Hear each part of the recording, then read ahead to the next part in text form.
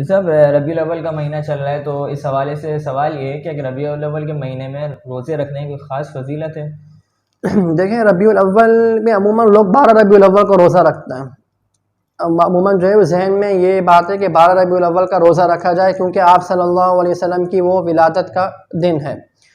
تو دیکھیں اصل میں جو مغالطہ ہوا ہے نا وہ اس وجہ سے ہوا ہے کہ ایک روایت ہے کہ آپ صلی اللہ علیہ وسلم سے پوچھا گیا سئل عن صوم یوم الاثنین، پیر کے دن کے روزے کے بارے میں پوچھا گیا کہ آپ صلی اللہ علیہ وسلم پیر کے دن روزہ کیوں رکھتے ہیں، کیا وجہ ہے؟ تو فقال فیہ ولدت وفیہ انزل علیہ، تو آپ صلی اللہ علیہ وسلم نے فرمایا کہ اس لیے رکھتا ہوں کہ اس دن میری ولادت ہوئی اور اسی دن مجھ پر جو ہے وہی نازل ہوئی،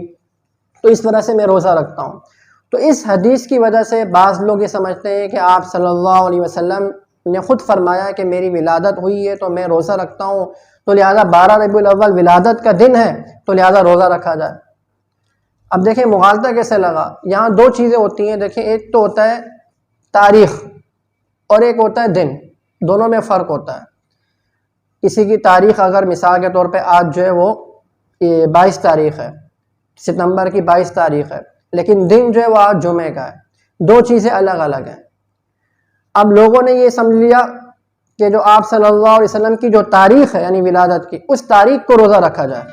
حالانکہ ایسا نہیں ہے، بلکہ آپ نے تو یہ فرمایا کہ پیر کے دن کے بارے میں روزہ پوچھا گیا.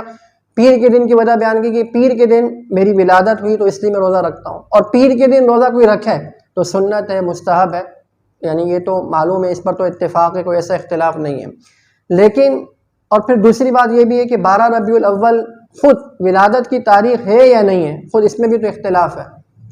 کیونکہ جو محققین حضرات ہیں، جمہور حضرات ہیں، ان کا قول یہی ہے کہ زیادہ راجح بات یہی ہے کہ وہ ولادت کی جو تاریخ تھی وہ 8 ربیع الاول تھی. اور پھر خود آپ صلی اللہ علیہ وسلم کا زمانہ اتنا طویل رہا، پھر صحابہ کرام کا سلسلہ ہے، اسلاف کا سلسلہ ہے، تابعین، تبع تابعین، کہیں بھی یہ نہیں ملتا کسی قول کے ذریعے سے یا عمل کے ذریعے سے کہ 12 ربیع الاول کو، خاص 12 ربیع الاول کو روزہ رکھا جائے.